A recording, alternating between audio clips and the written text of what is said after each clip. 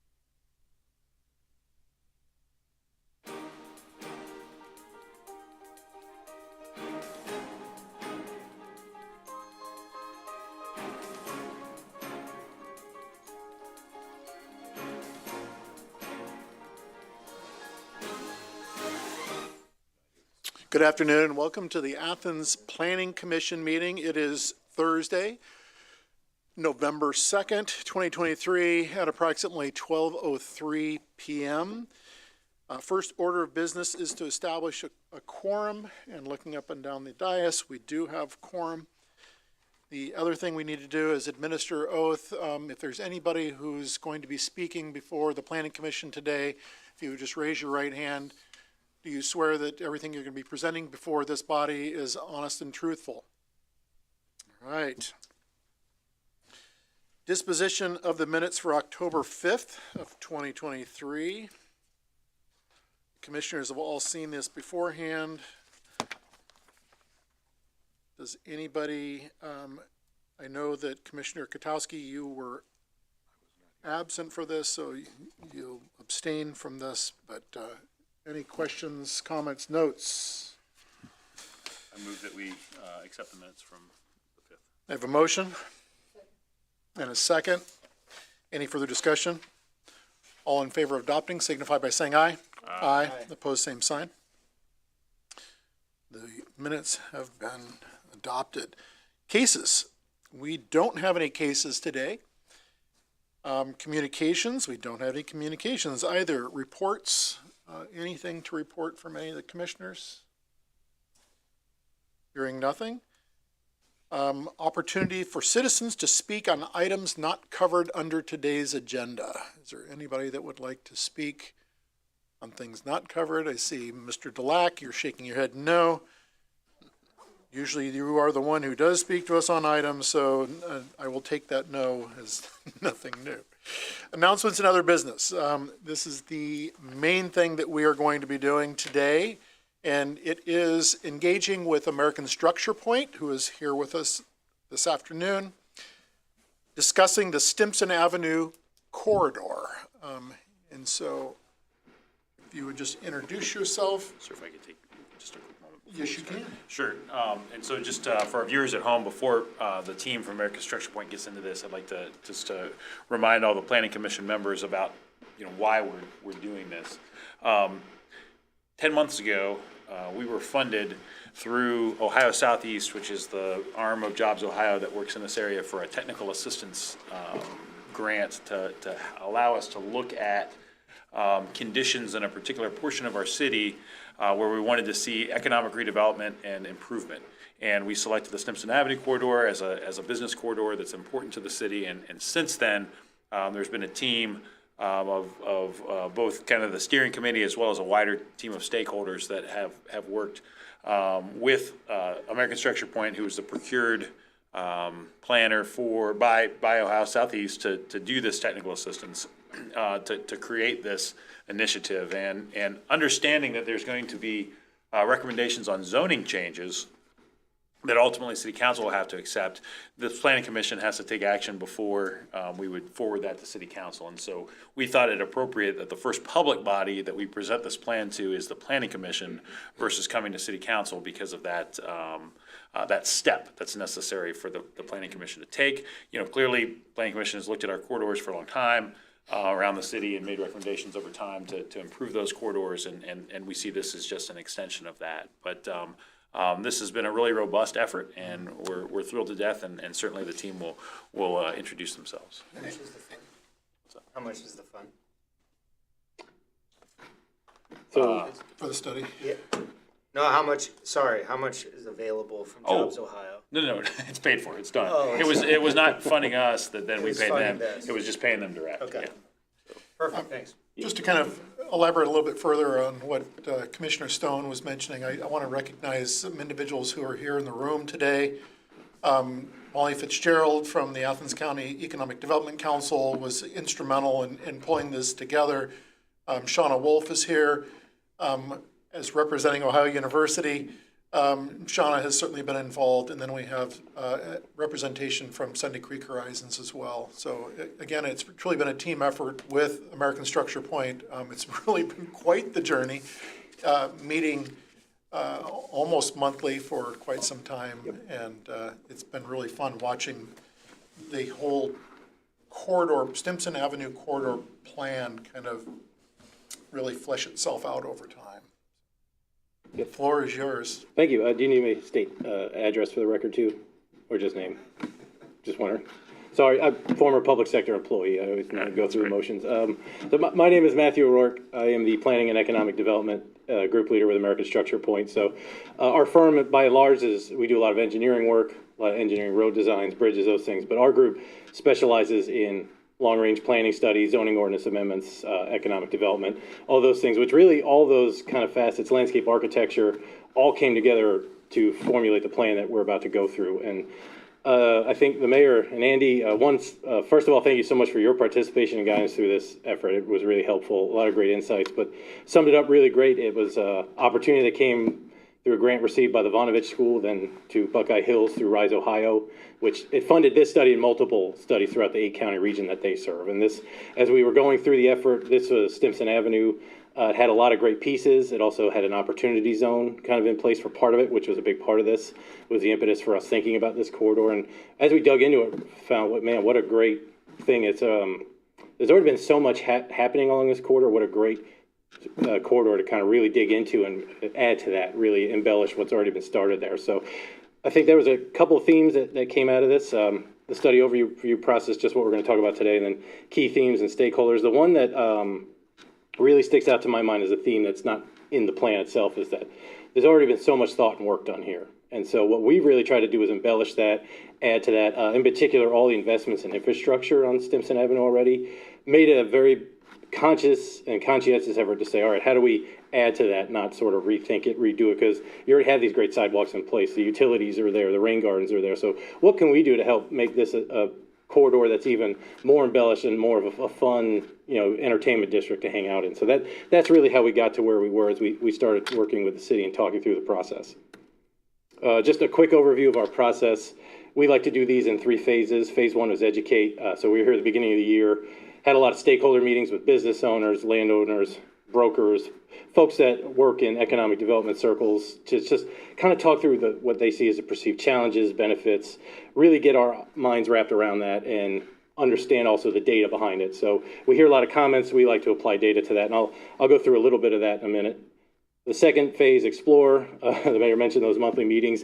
Spend a lot of time with our landscape architects, looking at a few specific sites that are in the plan, saying, hey, what can we do along Stimson Avenue and really as extended towards Carpenter to embellish, come up with some new ideas, some near-term, some long-term, but really just ways to make this a more engaging environment for people to explore, walk around, and that's the heart of what we're going to go through. And then the last phase to where we are now is really getting the plan written, working through those edits, getting it ready, and coming up with the recommendations. And the ones we'll talk a little bit in some specificity are critical path strategies. Those are kind of our near-term ones. Plan organization itself, this is how the plan's organized as you read it. We're not going to present it quite in this order. I think it's a little easier when we go through these to talk about one section at a time, and then also the recommendations that come out of this section, rather than make you remember what I said 30 minutes ago when we get to that point in the presentation. But as you read through the plan itself, we'll start with some introduction overview. What's the purpose of the study? Plan goals. I want to make sure I highlight these only because you'll see them, they're the themes that reverberate through the whole plan. It's not just about one section and relating to that. There's some overarching themes. And then each plan section, as we found out the topics, has its own objectives and strategies. Something unique to this plan, I mentioned economic development, is we want to think through some high-level ideas on what it could mean to pay for some of these improvements. So we did a high-level fiscal review, which was essentially looking at the assessed values, potentially what that could mean for growth over time. And then the critical path strategies come at the end. There's a lot of strategies that come out of an effort like this. We like to summarize the ones that we think are going to be near term, next 0 to 5 years, that you're going to want to look at maybe implementing in that time frame. So with that, this just to show you what that looks like in the plan itself. Each section, the plan has the corridor goals. Each section will have the ones that are relevant to that section restated. So as you go through the document, that's what that means, relevant goals, and then objectives and strategies. And then at the very end of the document are the critical path strategies. They look something like this. And so I just wanted to highlight that as you go through the plan. That's how these things all tie together. These critical path strategies, just to mention, are based on the strategies you see in each section. We just basically pull one of those out, in this case, looking at the zoning ordinance, and assign some further detailed steps. Since we're considering this a near-term effort, these are the next things you're going to want to do beyond just the strategy itself. So we like, as we do an effort like this, we really like to provide some extra guidance where we can. Any questions on that before I jump right into the plan content itself, how it's organized, or anything like that? Great. Before I get too far into this, at any time, if there's something you'd like me to restate or focus on, or if you just have a question, feel free to interrupt me. This can be fairly conversational. We don't have to worry about going all the way through the process and then waiting to the end of that. So just feel free to go ahead and interrupt me, and we go through it. But I mentioned the stakeholder meetings as we jump in phase one. This is all about that data gathering. What we like to do is take copious amount of notes. We do each one of these, and then go back and kind of reframe it and rethink it and theme it. And when we do that, we can see some very clear sort of topics that sort of rise to the surface. In this case, 7. Flexible zoning came up in reference to potential parking requirements, setbacks, building heights, where residents can and can't be permitted, all those things along the corridor. That came up, and I should say this is from all the stakeholder groups. It's not just one or the others. It really came from all of them, especially when we start to see that 26 comments were tagged with that. That was something everybody was thinking about. And these also form the basis of the plan sections. We don't go out and do all this stakeholder engagement, come up with all these ideas, and then say, all right, we're going to mush this into some kind of preset theme of topics. We try to tailor and customize each plan based on what we hear from the community. So the sections that are in there reflect a lot of what we hear there, or even name the same thing. Beyond flexible zoning, unique physical environment, and what this really focused around was Stimson Avenue, and we'll get into some of the data in a minute, but it represented this opportunity, this sort of great connection and transfer between maybe more student-focused areas to where more permanent residents live year-round, especially on the north side of Stimson. So that kind of became a great guiding purpose for us when we went through this. And also really, how do we kind of create a unique environment that maybe caters to both of those subsets of residents? Experience is not just retail. This one's all about just making sure we have a whole experience here. It's not just going to one store to shop or one restaurant to eat. We want to get people out, walk them around. High land cost expectations. This one probably came a little more from the development community, and the idea here was that, you know, anybody can sell property in Athens, we think, and if they're going to turn it into more apartments, you could do a pretty good return on that, which is sort of driving up land costs a little bit. So how do we think through that? Surrounding residents, really making sure the community has, you know, as these things develop over time, has their say, they're not surprised. Bike pedestrian connectivity was a pretty important one, and then parking. You know, whenever we do an effort like this, parking inevitably comes up. Where's everybody going to park? And so with that, kind of following the order that these are presented in the plan themselves, unique physical environment. We heard a lot about north versus south of Stimson Avenue, how that plays out. Challenges, making sure that we're talking to the residents. And if you see the chart here, what we've done is present who we heard this from. So that represents their either developers, property owners, real estate professionals. Those are the groups that kind of commented on these things. We want to make sure we get to know the property owners and really kind of that rental versus home ownership thing. That came up a lot throughout this process, making sure that Stimson Avenue is an environment for all citizens. We're not just catering to one section or the other. And so we heard this feedback and we said, all right, well, that's a perception out there and that's what we're hearing, but what does that really mean to folks in the data? And so we looked at it, south of Stimson Avenue versus north of Stimson Avenue. And the data kind of really bore out what we were hearing. Median income changes drastically. Average age of a person changes drastically. Housing types, you know, whether it be occupied or rental. So, I mean, we basically drew a line right down the center line of Stimson Avenue and into Carpenter, looked at the demographics on both sides, and everything we heard through the stakeholders, it bore out through the data. So I wanted to highlight that for you today. And it really informed a lot of what you see in the plan for the recommendations. Resident engagement. This is something that came up in relation to this. We just want to make sure, and as you go through the plan, it's in there, all the communications with the public, you know, as things change, as you do modifications or in some of the enhancements we talked about, we want to highlight this now because I think this slide really highlights that we've got two subsets of people here. We want to make sure everybody understands what's going on and that there's buy-in as we go, you know, from this phase into the future.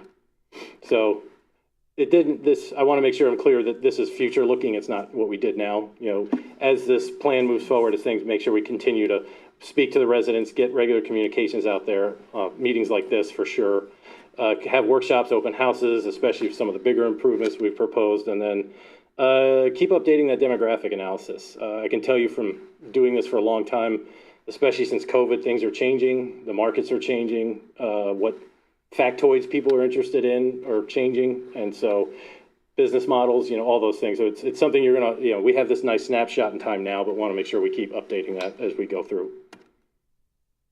A lot of what we did from a physical analysis, we started thinking about it and realized there's these very specific zones, and we wanted to either enhance or preserve those. We called them transects in this plan. This became the basis of the zoning ordinance amendments we'll talk about in a little bit.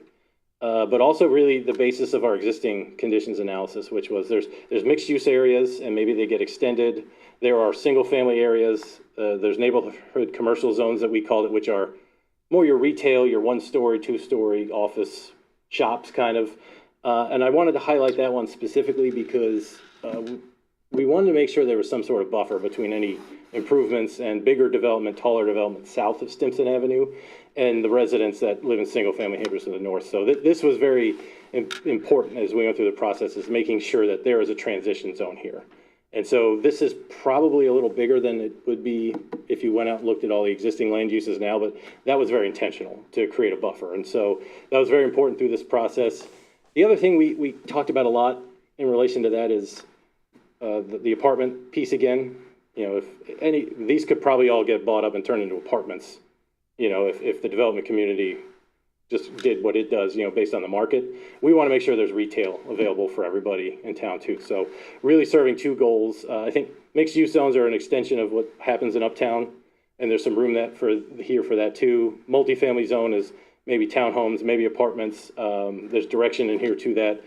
A couple other things I want to make sure we highlight on this map that are really important is the preservation of employment, job creators. There's some industrial uses in the area. This plan looks at making sure those are maintained, maybe some upgraded facades and the look and feel of it, but there's some really good job creation happening here. We don't want to get rid of that. And then definitely don't want to lose the connections to the open space and recreation along the river, and even potentially as we look at some of the extension of some of those ideas to University of Ohio's campus. So here, this map highlights a couple of things. First of all, the thicker white outline is the boundary of the study area.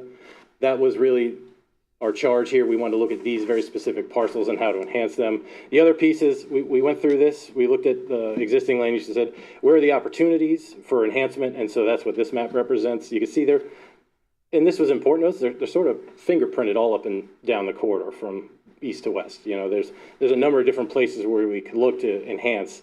And as we kind of explain this next concept, that becomes really important to us. We like to do something called the power of 10 plus, which is when you're trying to create a district, an environment, even a regional attraction, there's a kind of a critical mass, so to speak, of interest points, of places to go and hang out or just sit at a park bench, shade areas, concert halls, you name it. The individual pieces themselves aren't as important as you just want to have a collection of them. And you want to do it in a way that so that people understand you're kind of in a unique place. And so when we looked at that previous map and started thinking through this framework, we're saying, okay, yeah, that's starting to make some sense. How do we elaborate that? And it really kind of formed the foundational element of let's create these cool elements all up and down the street. We have different placemaking elements, we call them. Could be pop-up shops in existing parking lots, something we'll talk about in a little bit. There's plenty of surface lots out there. Are there existing spaces, parking spaces that maybe become a temporary parklet, we call them, out in front? You can just occupy that for a month or two. The restaurant nearby could use it for outdoor dining, perhaps. You could just have it as a seating area, but art installations, I'm a big fan of temporary art installations. Personally, like create a platform where that is going to be, but a community I used to work for, they had a park right on their river, and every summer it would change to new sculptures that artists would do, and the artists were doing it because they wanted to sell their piece. There was a price tag with them, but the thing I loved about it is you got this constant evolution and recreation of new sculptures every year.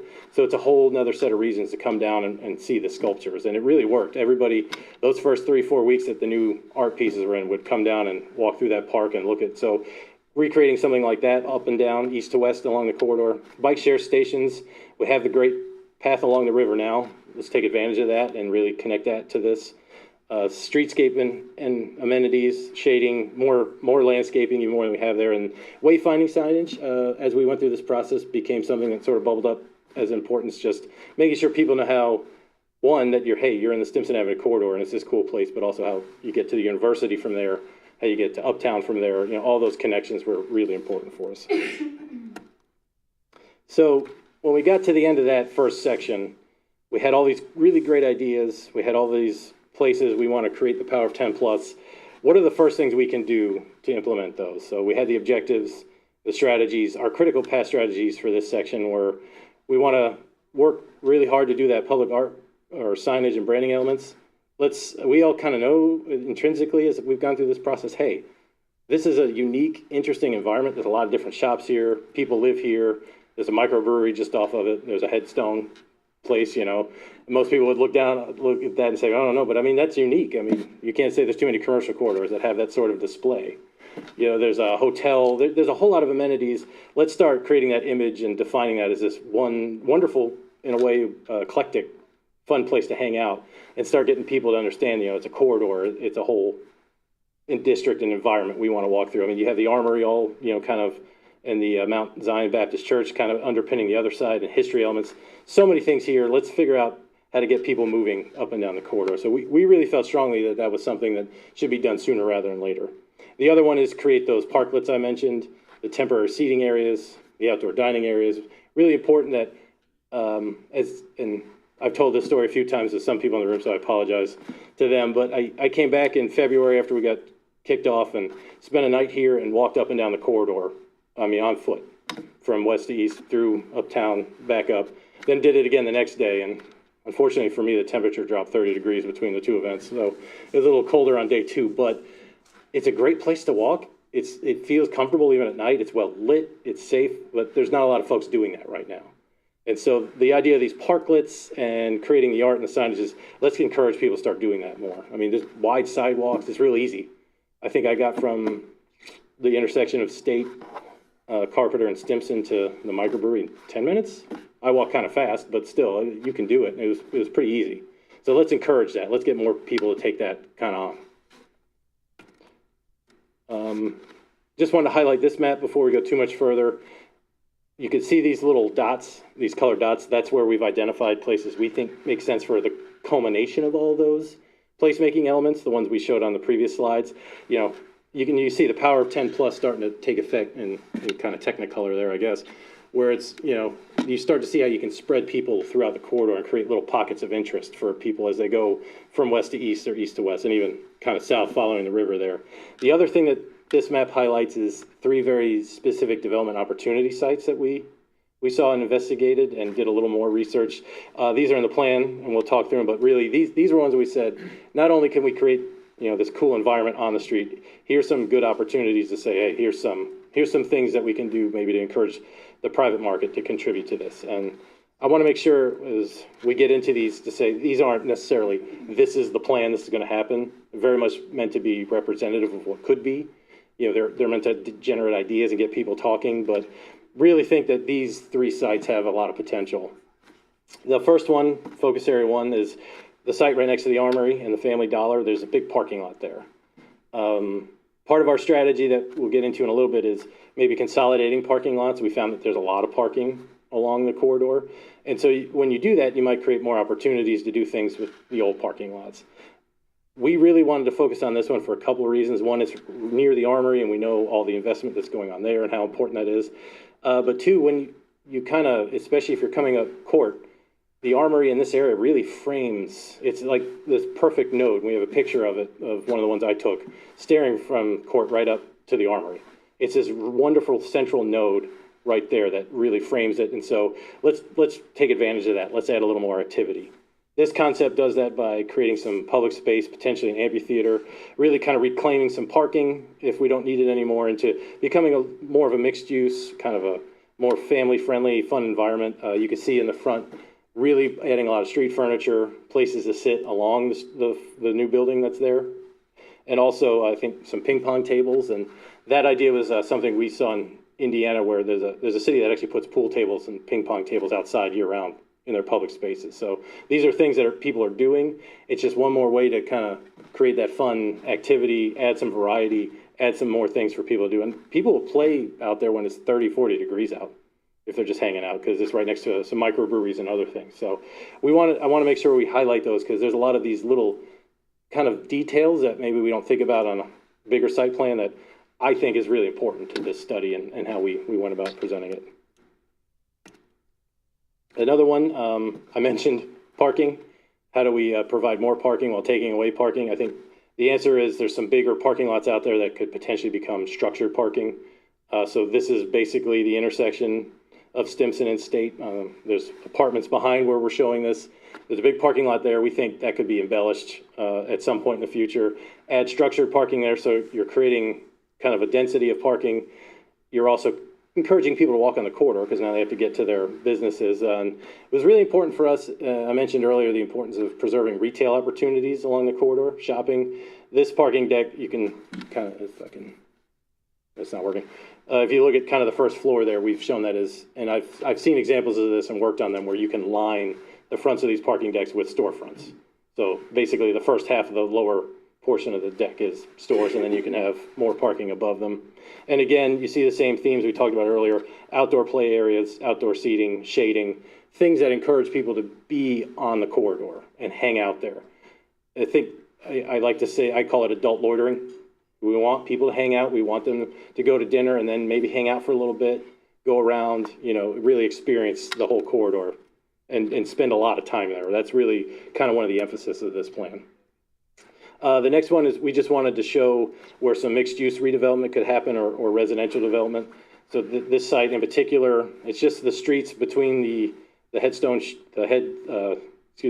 shop that I mentioned earlier. Taking that block, I think there's a lot of homes there that if they were to ever get redeveloped, it's a nice sort of, you know, land accumulation there where you could do something a little bit bigger, have maybe more condos, townhomes, those things. But we want to make sure residences are part of this process too. We want to preserve the retail, but also rooftops help fund retail. They help make sure that retail can be successful. So we want to make sure we included that as well. And this just, again, represents an idea of how that could happen. And so here you can see that we had two concepts for this one. Again, either townhomes or the bottom slide really shows maybe mixed-use buildings with retail on the first floor. Could go either way. I think there's enough room here. There's enough assets here. It's a really good spot for this. Also, you come around that roundabout, this is kind of the eastern gateway to the corridor, so we wanted to do something here to embellish that as well and really kind of help showcase that. So we're kind of hitting a number of the goals that we already talked about here with this concept.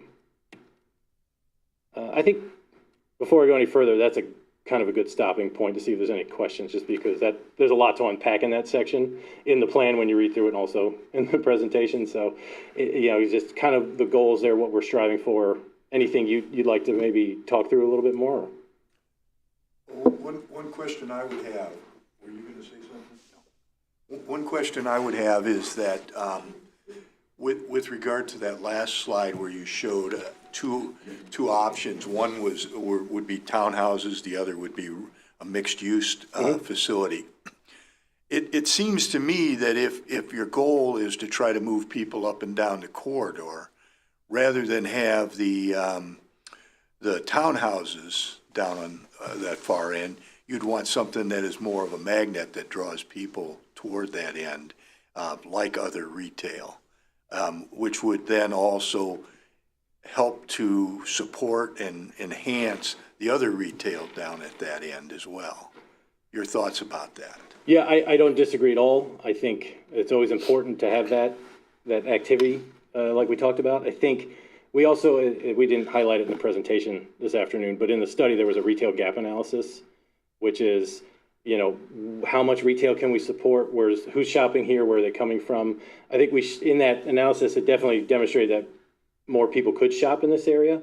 I think we were conscientious throughout this process of not overbuilding, though. I think if you look at a lot of commercial corridors that were built probably 80s, 90s, even early 2000s, they got overbuilt with retail, and now you're dealing with vacancy issues. And so the point here was, because it's a narrower site, we think either option could fit, but we wanted to give the, basically, as I do these, I mentioned earlier, they're not set in stone. We like to give options. And so we're really just providing an option as opposed to saying it has to be one or the other.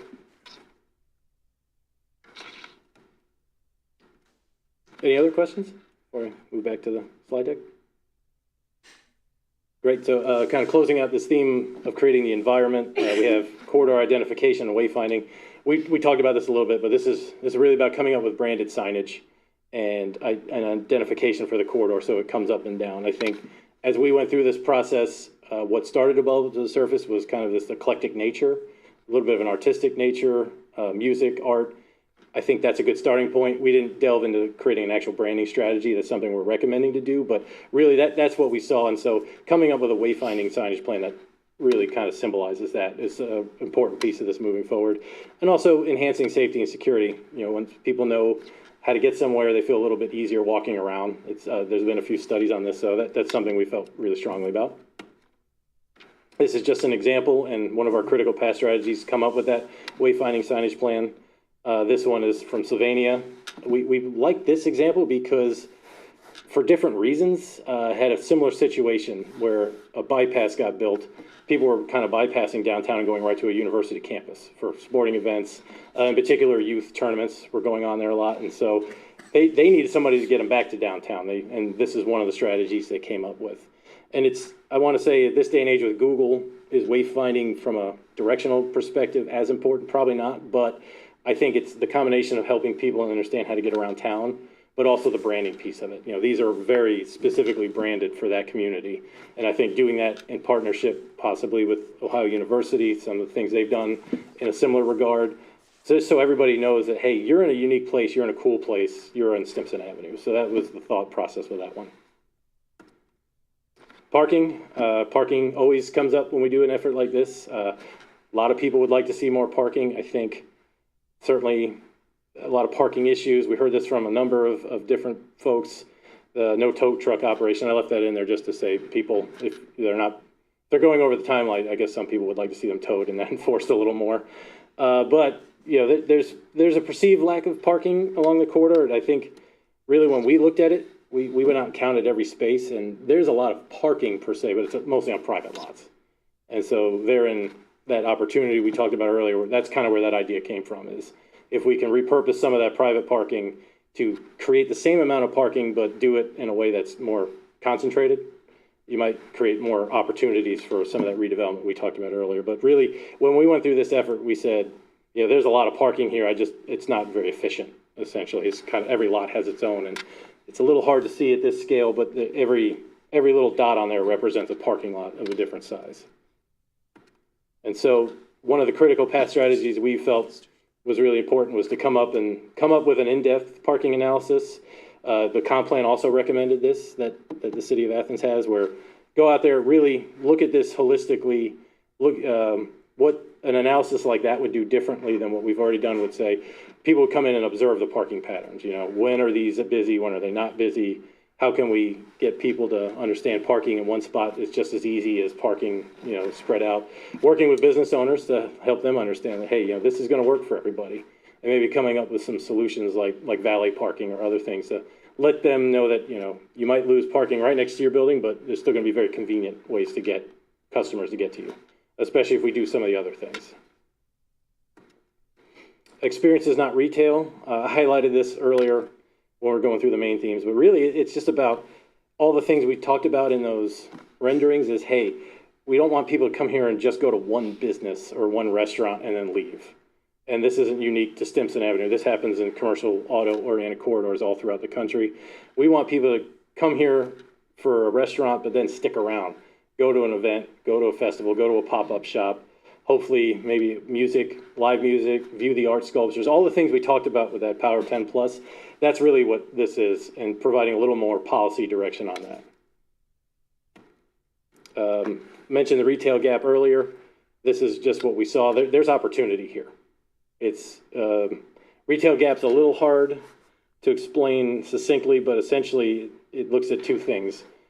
Amount that residents that live in these areas, and they're highlighted by red or green. It's how much money do they spend currently in your market, and then we do an estimate of how much they should spend based on consumer patterns, and you end up with one or two numbers. One's called a leakage, which are the numbers that are highlighted here in green, which basically means residents that live in those areas are going somewhere else to shop. So in this case, they're going somewhere else to buy motor vehicles, and so that is one example. It generally, when you see that, represents an opportunity. I think the ones that we really wanted to highlight was in the extended trade area. That's the green area. There's a lot of people going somewhere else to shop and go to restaurants and those things. So the residents are here, and that's what that smaller red area shows. They're dining here. There's an extended area that we want to capture to help more people support the businesses, which gets back to kind of the theme of this whole thing is, what can we do to make Stimson Avenue that unique place that makes them want to choose here? And so that's when we talk about experiences and not just retail, that's what we're talking about. Anybody can go to a restaurant, you know, nearby their house. We want to create an environment where they say, no, let's go there to this Friday night because there's all this other cool things happening. So some of the ideas we came up with regarding that, create this thriving hub for residents and visitors, do more small business support, pop-up events, farmers markets, all those things, family-friendly events. That's a lot of where the ideas would, like for the hockey, or excuse me, the table tennis came from. Create other reasons for people to be here other than shopping is really what we're going through here. Promote the landmarks and the historic preservation efforts, you know, the Armory, Mount Zion Baptist Church, all those things. And then even start celebrating that, have an annual placemaking week. I know that the space next to the Armory got sort of redone in an effort like that. It was local driven. People got together and, you know, came out and volunteered and rebuilt a lot of those things you see there now. Maybe make that an annual thing. We could pick a place all along the corridor and do that. So pedestrian-oriented development. I think there's a great start here. I mentioned the sidewalk improvements, the wider sidewalks, the landscaping's gone in. Let's keep that going. Create some avenues for bike and pedestrian connectivity. Again, it's creating that connection from east to west. Look at a comprehensive corridor network, maybe some other paths. One of the things we heard through this process is there might be paths like alleys or old railroad ties where people walk now that aren't formalized. Maybe we look at formalizing those, creating more ways for pedestrians to to traverse the corridor essentially. Look at the B2D zoning for the corridor. Just establish some metrics and things that we can build into the code that we'll talk about in a little bit on how we can get there and what that means from a code perspective to encourage these things. And then just make it seamless and efficient. We want people to be, I said it earlier, I felt very comfortable walking around. Let's really promote that, emphasize that, and ensure it. Floodplain mitigation. This one didn't come out of our stakeholder meetings. It wasn't brought up as much, but working with staff and talking a little bit more through it, realized a significant amount of this is in the floodplain. And so there will be some mitigation needed if these redevelopment projects happen. So we wanted to build in at least an awareness into this plan that's out there. So when you start marketing the corridor, people just know. We don't want, developers especially do not like surprises. And so we felt this very strongly. We wanted to highlight this, and we think so much of that we made it a critical path strategy to develop some flood mitigation and prioritization list, basically come up with some predetermined ideas on how the development community can get in there and do these things. These aren't unknowns. It's just really about promoting the programs that are out there or the regulations, making sure you build your height above the flood levels and all those things. But having a program basically that's devoted to showing that off to developers when you start working with them. High land costs, I won't go through all these again since we highlighted them earlier, but really just ways to combat the higher land costs being basically the market is being inflated because people can go out there and build apartments pretty easily and make a good return on it. And so that might make land values a little higher than it would be normally for someone trying to do a retail business or a different kind of business. So wanted to make sure we put some thought on that. We looked through it in the plan. You'll see we go through and sort of dissected every property in the corridor study area by how much property taxes they generate per square foot and also their assessed values. We do this just so we get an idea of what's out there. And sure enough, I think multifamily was pretty high. Commercial was pretty high. All the things we expect, but yeah, definitely kind of confirmed our thought process there as we did the data analysis. Multifamily is demanding a higher rent based on assessed values, and it's just a higher land cost. So what we heard was sort of verified through that effort. So we went through an analysis. We picked 3 different sites and basically said, all right, what does this really mean from a development perspective? What is a kind of a pseudo pro forma? I didn't get too far in depth on that, but wanted to know what some costs were and really what it meant for if you to do something sort of like a TIF, what that could mean in terms of providing assistance when you get that developer in for a use you really want and the market is not there to help support them. They can't make their pro forma work. Here's some ideas on what that means from an assessed value perspective and how you can maybe help offset some of that cost.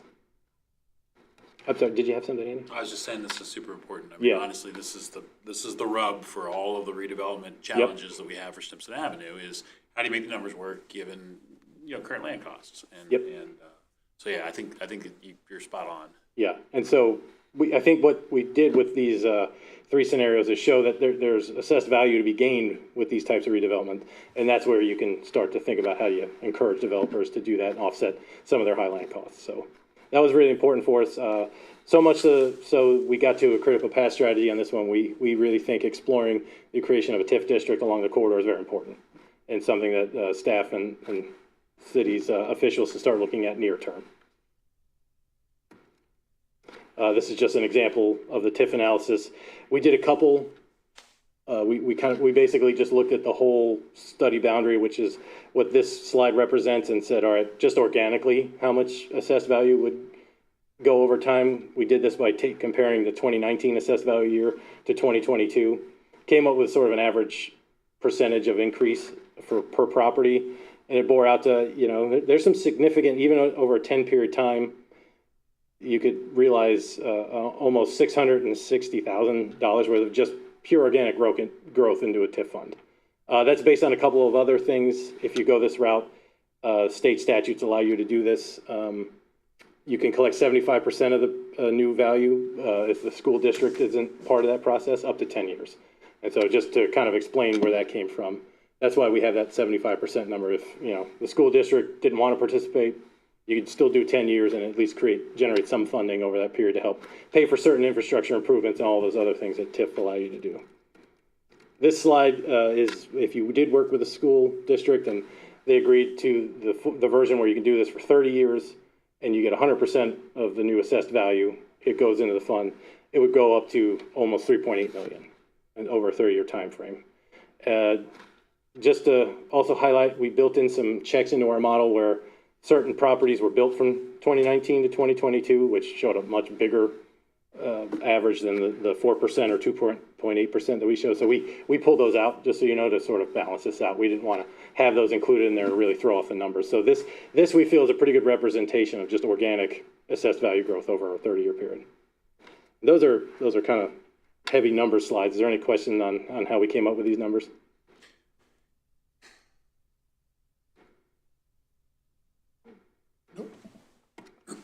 Great. Mentioned those development examples earlier. This is just how those bore out, the three examples.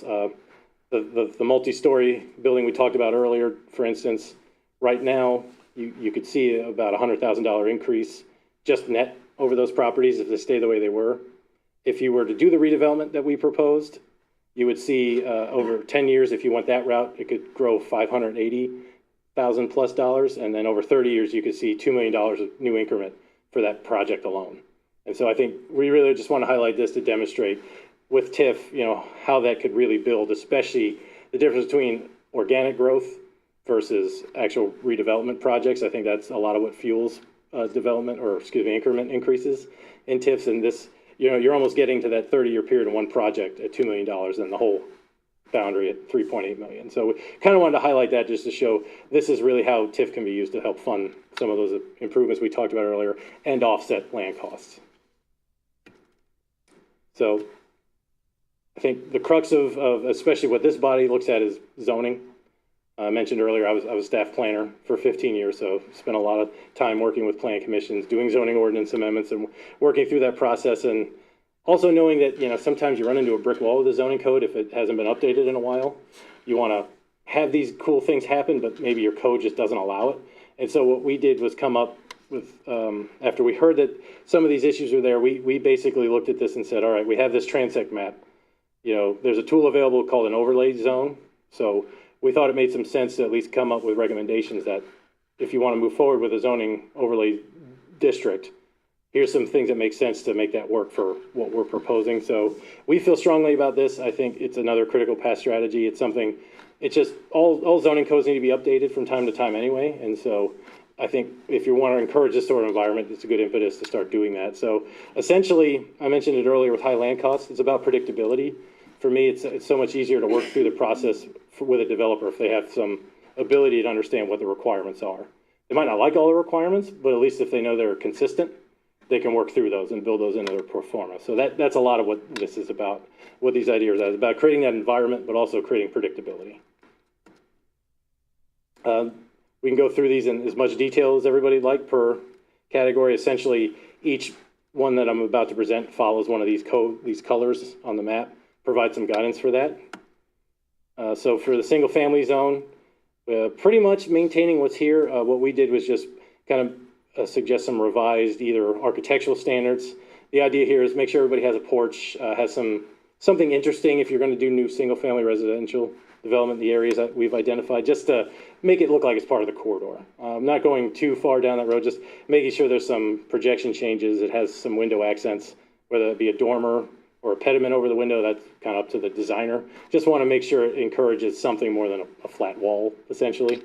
And then also some lot standard recommendations. In this case, looking at a 4,000 square foot lot to encourage maybe smaller development. We heard a little bit about, you know, just attainable housing, workforce housing. So we're recommending this just so that we have some flexibility to create smaller units that might be a little more affordable.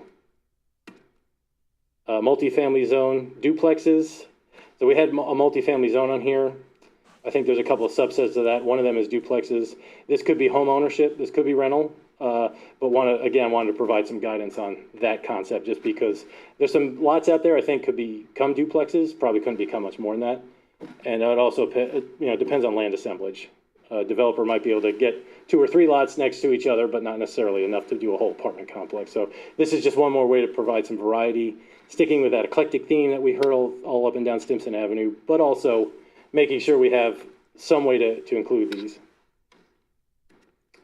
Townhome zone, this is basically to implement that development project we've talked about a couple times now. making sure, again, these townhomes are nice. They have some embellishment on the front facades, especially if we want to encourage people to go up and down the corridor. I think that's very important, that they have porches, they have activity, or they just look nice as you're driving down the corridor. I think that's really the heart of what we're trying to do here. Let's get people up and down the corridor. Multifamily zone apartments. There's some examples out there of this. So what we wanted to do is come up with some standards that sort of codify, I think, what Athens is already doing, making sure they have porches, they have windows, they have facade projection changes, again, avoiding blank. A lot of this is about just avoiding blank walls that are just boring to look at and make sure that we're creating that environment we want to do. One that we like to recommend is that apartment buildings, especially in an urban environment, have interior access, which basically means your front doors access from a hallway, not the outside. I just think for security purposes, for a lot of reasons, it's the way the market's going anyway, but it just makes for a nicer look, to be honest. It's more of an architectural thing for us. Looking at multi-zone apartments, just a couple other things. We want to make sure that you have large-scale family development. You could have the front door features, all these things. Mixed-use zone. This is pretty much what's happening in Uptown. We just wanted to provide some guidance since there is a mixed-use zone there. Usually retail on the first floor, apartments and or condos above it. Again, providing some architectural guidance is where I think the heart of this changes from maybe the current codes, is just making sure we have interest, making sure that we have buildings that look nice. The one that's really important for me in this one is making sure that there are windows that are on the first floor along a major corridor that are visible. I think we're trying to create activity along the street, but we also want people to see all the cool stuff going on in the businesses in a building like this. So as somebody walks by, you want to have enough window space to make sure they can see in there and see fun things happen. And so that's a really important element of this. Yeah. Just a comment on this to our group. To remind all of us up here, we currently do not have architectural standards in the city of Athens as part of our zoning, other than in the historic preservation district. And that's an overlay zone, similar to what they're recommending here, is to do an overlay zone that basically modifies existing zoning versus throwing existing zoning out. But what they're proposing is that we add some elements of an architectural review board function into that zoning in order to achieve these goals. And that's a big lift for Athens because, we're basically going to go and say, hey, your building has to look this way. And there'll have to be people that will have to, be part of that architectural review. Doesn't have to be super hard. We can do it with staff. It doesn't have to be, some, Stepford or something like that. But, but it is something that is different for Athens. Yeah, I thank you for bringing that up. I did mention one of the reasons I'm highlighting the architectural features so much is because of what Andy just mentioned. And when we talked about this with staff, in my experience, writing these and also implementing them, you can do it in a way that staff can interpret them pretty easy. You don't have to be an architect to do it. It's pretty easy to tell if a building changes, its height for a little bit of it 3 feet or has enough window space. And we were very specific in these recommendations to make sure that we know that this is something staff can implement pretty easily just by being able to read the code and look at the plans. And I did meant to mention that earlier and I neglected to. I'm sorry, Andy. No, that's okay. It's not that we can't do it. It's that, when we go to do it and we put this in place, there's a certain segment of the community that'll say, well, why are you putting those rules in place? Yep, makes sense. That's development unfriendly, but in actuality, it's promoting development because we're trying to create the space to do the redevelopment. Yep, and creates that predictability I mentioned earlier too. Is a developer knows this is what the standard is, and they meet it. They know they'll get approved, and it takes a little bit of that ambiguity out for them, which is costing. Did you have something, Mayor? I do. I want to give Commissioner Bain a chance to ask any questions that she might have.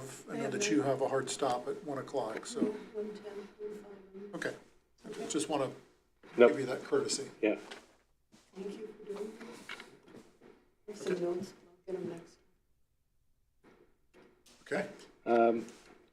Moving on, neighborhood commercial zone. I mentioned this in some detail earlier, but this is all about preserving retail space on the corridor, making sure shopping still exists on the corridor. We provided for that. It's also a buffer, but also we want to make sure those buildings look nice too and have the right setbacks in the right areas. So that's a lot of what this is about. Industrial, I mentioned we want to preserve the industrial. If new buildings do get built in those areas, we want to encourage that. We want to encourage jobs, but we want to make sure that they have a look and feel similar to what we're going for. So again, this one's more about architectural standards, much more pulled back from probably some of the other recommendations in the other transect zones. But some simple things that make all the difference to me, not allowing just flat, not colored CMUs, concrete masonry units, the gray cinder blocks essentially. There's a lot of ways that, and they're not that much more expensive, where you can just have them dyed when they're being cast, or baked, I should say, so that they have a color to them, or a little more interest. Or you can paint them. You can do a lot of things to create visual interest that, especially in industrial buildings now with tilt up and all the other things they're doing, that really help create a nice environment, but don't really, they're still industrial buildings, so I want to make sure I highlighted that for everyone. Then we have this recreation commercial zone. Really thought, some of these opportunities and talking through this, there's a place to maybe provide some more amenities, whether that be, public-private spaces, could be entertainment spaces. The bowling alley came up a lot, so we want to make sure we have some thoughts of that. This really is a place to create sort of an entertainment anchor near the corridor, if that opportunity should arise. So again, want to have some architectural standards there. Did want to highlight the permitted uses in this one. This is one of the few where we're being more restrictive probably than all the other zones, and that was intentional.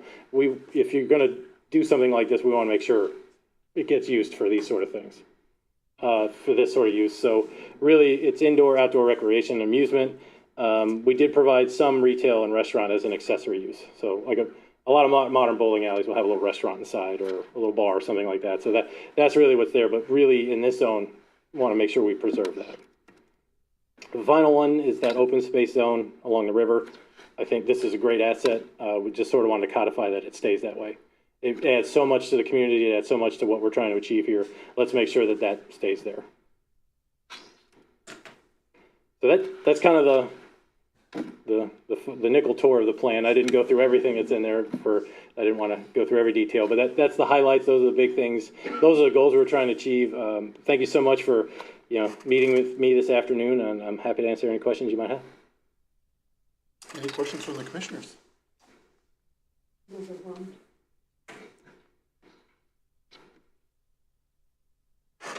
No? Somebody else. Ron? Let me ask, so if, how would you answer the question that this overlay zone, to a property owner, that this overlay zone is going to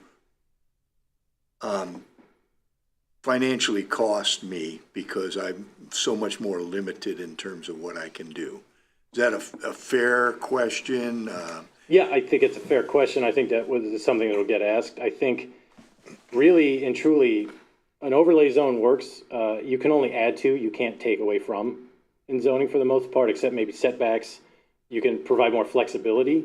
The idea here, and the reason we're presenting as an overlay zone, is if you're, say you have a house here now, it'll still be allowed to be a house because your underlying zoning district's still intact. It's if you ever redevelop it, that's when these overlay standards would kick in. And so there's a couple of mechanisms there. One, the base zoning is going to stay in place.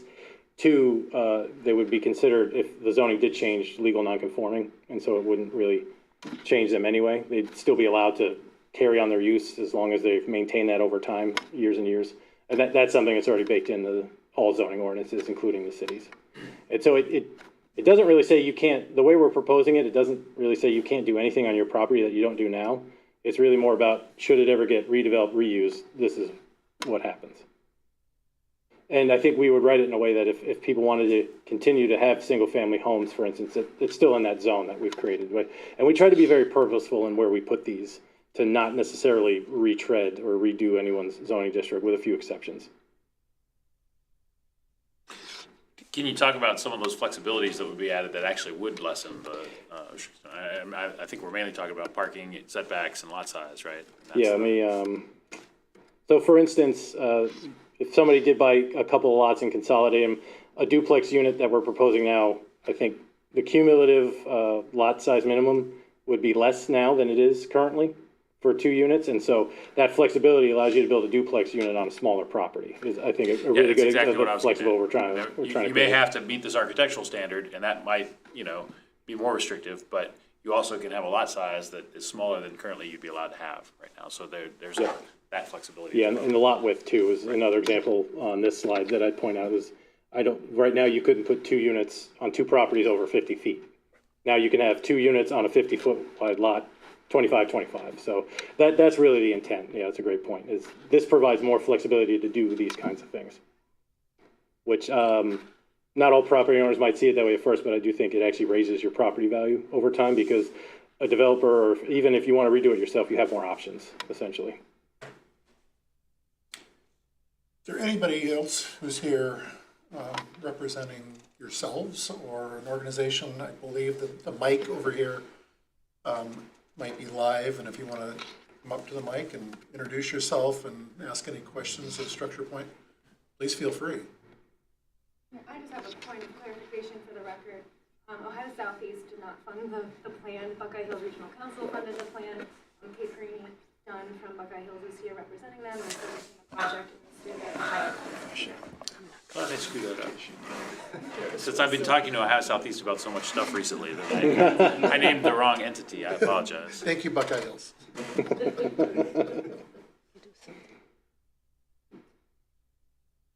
We're right there.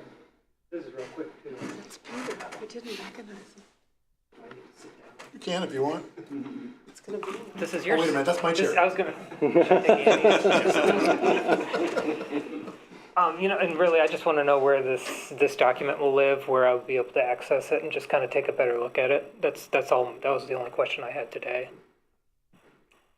We will post it on the city website and have a link that we'll share with everyone. That's something, so far we haven't done that because it's been a work product, but now that we have a finished product, we need to have it available. Yeah, I think depending on today's conversation, there may be some changes, modifications, things that we just tweak. So we didn't want to have it out there 100% until we had the final, at least draft version for the public to react to.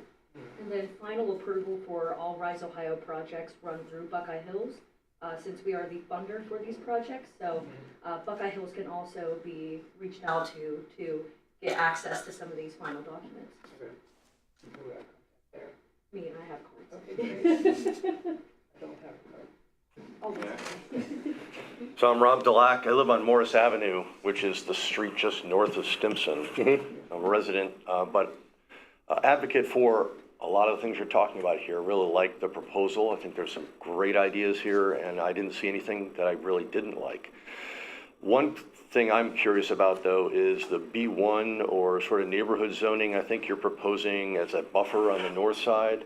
Can you describe how that's different than the B2D you're proposing for the south side of the corridor? What some of those differences are? And Yeah, the B2D would allow much more taller buildings, much more dense buildings, mixed-use buildings. We're actually proposing that, on that strip, that commercial zone, we called it, we don't have that available for those property owners to create that buffer. In particular, intensity of use, I guess is the best way to say it. We want to make sure that they stay 1 to 2 story tall buildings as they predominantly are now. They don't encroach into the neighborhood. Doesn't necessarily extend the residential apartment buildings north of Stimson in that location because we wanted that buffer between the existing neighborhood and the road essentially. And so it's kind of it's a zoning and a physical limitation. So it's what we would call a belt and suspenders approach to make sure there's a maintained and predictable buffer between that neighborhood and Stimson Avenue. so 1 to 2 floors potentially on that north side. Right. Would that be possible to have an apartment above a retail in that situation, or is that more restrictive than? Yeah, the way we've proposed it, we would think it would be retail and probably professional office. And then because we were pretty purposeful in saying we don't necessarily want to have apartments on that stretch of Stimson Avenue. There's plenty of properties to do those kind of efforts. There's other places that probably are better fit, and to create that buffer, we want to make sure. So I think what we would look at is not having that as a permitted use. I guess my reservation is I'm not opposed to the idea of B2D on the north side of the street, even though I live right there. I think it would be fine. But my one concern is that if you limit the development on the north side of the street like that, economically it might not happen. And so allowing a little more flexibility there, maybe with a city review or a planning commission review to allow on a case-by-case basis some additional, more intensive mixed use on the north side, may allow or enable some developments that we may not see redevelopment unless it's the right economic mix And I think if we limit it too much, we may not get that. Yeah, no, I think it's a fair point. It's something we can talk through with staff a little more. I think what we were doing is kind of, basing this on what we had heard up until this point. I think that's something to think through. Preserving chances for retail to make sure retail is there is important too when we think through this, and kind of looking at the corridor as a whole and saying, do we want that one type of development available throughout the whole corridor is where we felt we didn't want to get.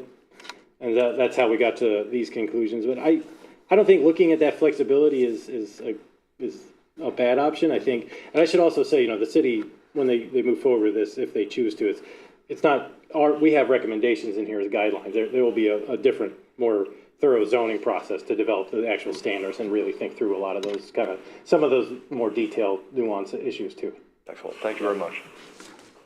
And just to add quickly to that, one of the things as we were going through this thought process with this whole plan, Mr. Dulac, to your point, is, the interesting thing with B2D is that a developer can go up 4 stories, and now you're kind of creating a canyon effect on Stimson Avenue, and probably more importantly, on the eastern section of Stimson Avenue, where the street is basically on grade with your neighborhood.